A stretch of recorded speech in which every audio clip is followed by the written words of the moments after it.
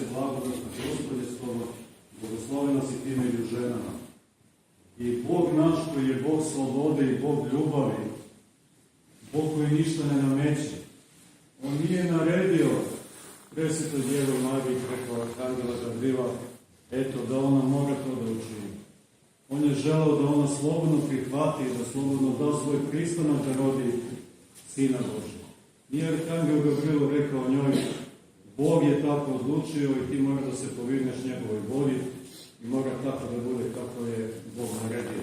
Ne, nego vidite, Bog preko presvete Djeve Marije kaže slobodno, želi slobodno da ona odgovori na tu ljubav i na tu njegovu odluku. Ona kao žena u stvari u ime svih nas ljudi prihvata to što je Bog poželao i to što Bog želi, a Bog želi da se svi ljudi spasu i da spase čitav svijet od smrti.